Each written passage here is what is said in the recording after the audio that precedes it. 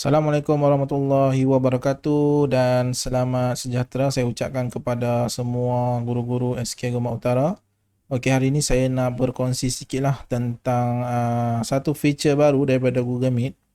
Okey, kalau cikgu-cikgu perasan Google Meet dia ada tambah bermacam-macam feature lah yang baru. Okey, antaranya ialah kalau kita tekan dekat butang activity ni, kita boleh tengok dia ada breakout room, polls, Q&A, recording dengan whiteboarding lah. Jadi hari ni saya nak tunjukkan tentang breakout room ni. Okey, saya ada minta untuk menunjukkanlah cara-cara menggunakan breakout room ni. Okey, jadi breakout room ni menarik ya. Menarik sebab cikgu-cikgu boleh asingkan murid-murid di dalam grup-grup yang tertentu lah. Jadi di dalam Google Meet pun cikgu-cikgu boleh buat group work, kerja-kerja berkumpulan lah. Jadi kalau cikgu-cikgu nak buat kerja berkumpulan, cikgu-cikgu boleh tekan breakout room ni. Jadi dia akan keluar macam ni. Dekat main call ni dia akan keluarkan list nama murid yang ada dalam Meet tu lah. Jadi kat sini saya ada masukkan 4 account. Ini account saya lah. Jadi yang pertama sekali cikgu-cikgu kena tekan set up breakout room ni. Okay, tekan yang ni dia akan keluar macam ni. Okay, yang ini room. Room ni berapa kumpulan lah cikgu nak. Okay, sekarang saya set 2 je. Ada 2 kumpulan je. Timer, cikgu nak letak timer pun boleh. Tak nak letak pun boleh. Dan shuffle. Kalau cikgu-cikgu nak senang je nak buat grouping, tak payah nak setting-setting sendiri, cikgu-cikgu tekanlah shuffle. Dia akan shuffle sendiri murid-murid masuk ke dalam grup-grup ni. Okay, jadi grup yang saya dah setting 2, jadi ada 2. Jadi dekat grup ni cikgu-cikgu boleh namakanlah sendiri. Okay, kalau macam ni dia dah namakan breakout 1. Kalau cikgu-cikgu nak tukar pun boleh. Kumpulan 1. Yang ni saya letak kumpulan 2. Okey, jadi macam mana kalau cikgu nak manually, nak buat manual nama-nama murid yang masuk dalam grup ni, cikgu-cikgu boleh tarik je cikgu-cikgu boleh tarik je. Contohnya yang ini, saya nak murid ni pergi kumpulan 1, jadi saya tarik je, senang je. Okey, yang ni kumpulan 2. Okey, yang ni kumpulan 1. Okey, jadi kumpulan 1 ada 2 dan kumpulan 2 ada 1. Okey, jadi murid-murid sudah masuk ke dalam kumpulan yang ditetapkan. Jadi saya sebagai cikgu, saya berada di main call lah. Okey, grup apa ni main. Okey. Jadi sekarang kita ke open room. Cikgu-cikgu guna tekan open room, dia tak break terus. Cikgu-cikgu guna tekan dulu open room ni. Okey, dia akan keluar macam ni. Breakout rooms are in session. Dia tengah ada dalam session lah. Jadi kalau cikgu-cikgu tengok dekat ini adalah. Jadi kalau cikgu-cikgu tengok apa ni dekat paparan ni paparan anak murid, okey, anak murid cikgu dekat dia punya paparan akan keluar macam ni. Join a breakout room. You'll be invited to join kumpulan 2.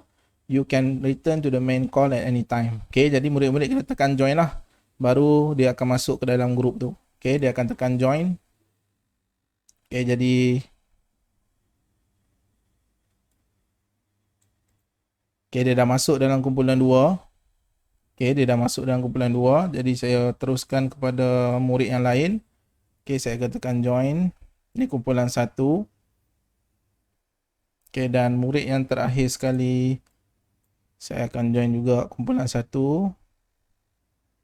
Okey, jadi semua murid dah masuk ke dalam grup-grup yang tertentu. Jadi kalau dekat paparan murid dia boleh tengok dia ada di kumpulan mana ni kumpulan 1 lah, dia boleh tengok di atas ni. Okey, jadi sekarang kita akan pergi kepada main. Ini adalah main room yang di mana cikgu akan berada lah. Okey, jadi main ni, main call ni, cikgu-cikgu boleh join bila-bila masa cikgu nak masuk dalam kumpulan tu. Contohnya, cikgu bagi masa 5 minit untuk mereka berbincang bersama-sama mereka. Murid-murid tu berbincang. Lepas tu kalau cikgu-cikgu nak check, cikgu boleh tekan join. Okey, tekan join. Dan cikgu akan masuk kumpulan 1. Cikgu akan join dalam kumpulan 1. Kita boleh tengok dalam kumpulan 1 ada 2 orang murid. Cikgu-cikgu bolehlah tanya macam mana progress task tu ataupun aktiviti yang cikgu berikan. Lepas tu cikgu-cikgu boleh keluar je. Okey. Cikgu-cikgu boleh leave ataupun cikgu-cikgu nak tengok kumpulan nombor 2, cikgu boleh join pula kumpulan nombor 2. Okey, tak ada masalah. Okey, lepas dah cikgu dah tanya kumpulan nombor 2, kalau cikgu nak balik ke main call, cikgu just tekan leave. Okey, cikgu leave. Bila cikgu leave, cikgu akan kembali kepada main call. Main room lah. Kita panggil dia main room. Jadi kalau murid-murid pula. Murid-murid macam mana? Murid-murid pun sama juga Kalau kita tengok murid-murid yang ni. Kalau kita tengok murid ni, okey, murid ni. Jadi murid ni dia boleh pergi, kalau dia ada soalan, dia boleh masuk kepada main call, okey. Dia boleh tekan sini, return to main call.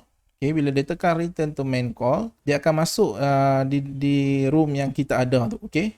Di room yang kita ada tu. Jadi dia tanyalah soalan, okey, apa soalan apa-apa dia tanya. Lepas tu kalau dia dah habis tanya, dia pun boleh balik rejoin group yang tadi tu. Dia tak boleh rejoin group tadi lah, kumpulan satu. Tapi dia tak boleh rejoin group lain. Dia cuma boleh rejoin group yang kita dah tetapkan tadi. Okay, jadi dia dah tanya habis soalan, dia tekan balik join. Okay, dan dia akan masuk balik ke dalam kumpulan satu. Okay, dan dia juga boleh tekan ask for help. Okay, dia boleh tanya. Kalau dia ada soalan, dia tak nak masuk main call. Contohnya kalau cikgu tak ada ke dalam main call tu, mungkin cikgu ada di kumpulan 2, dia boleh tekan ask for help. Okay, jadi kalau cikgu tengok di paparan cikgu, dia ada keluar macam ni, kumpulan 1 minta tolong. Okay, jadi kita boleh tengok di sini jugalah, di paparan tepi ni, ask for help just now. Jadi cikgu-cikgu nampak, ada dia nak tanya soalan, cikgu-cikgu bolehlah join dan bantu. Okay, jadi bila dekat murid tu, dia boleh cancel. Kalau dia kata dia tersilap ke, dia boleh cancel. Lepas dia habis tanya soalan, cikgu dah tolong dia boleh cancel balik lah. Okay, contohnya kalau kumpulan 2 dia nak tanya soalan, dia akan tekan ask for help. Lepas tu dekat paparan cikgu akan keluar. Okay, dia akan keluar siapa yang nak minta tolong tu. Dia akan bagi tahulah. Jadi cikgu nampak dan cikgu boleh join dan cikgu boleh tolong dia dalam kumpulan tu. Okay, jadi cikgu-cikgu boleh lah, kalau cikgu-cikgu nak buat aktiviti yang berkumpulan, cikgu-cikgu boleh gunakan feature breakout room ni. Okay, jadi saya rasa itu sajalah perkongsian saya untuk hari ini. Jadi macam saya cakap tadi lah, ini saya tunjukkan dalam 2 kumpulan je kan. Jadi kalau cikgu-cikgu nak buat apa ni banyak lagi kumpulan, cikgu-cikgu boleh tekan edit room, senang je, dan cikgu tambah je. Okay, tambah dan dia akan keluar lah. Okay, dia akan keluar list tu dan cikgu boleh namakan kumpulan tu nama apa. Lepas tu kalau cikgu malas, kalau kan ada 30 orang kan, ada 30 orang, lepas tu cikgu nak sort satu-satu macam susah kan. Cikgu just boleh tekan shuffle je. Okay, contohnya kalau di sini ada 4 orang.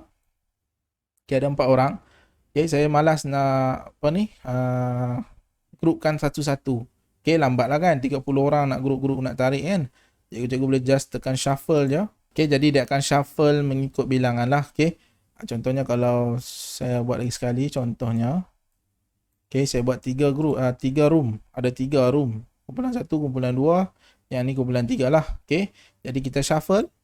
Okay, dia akan masukkan satu-satu. Okay, macam tu lah. Jadi senang lah kerja cikgu. Cikgu tak payah nak masukkan satu-satu lah. Okay, jadi lepas dah buat semua ni, jangan lupa tekan save.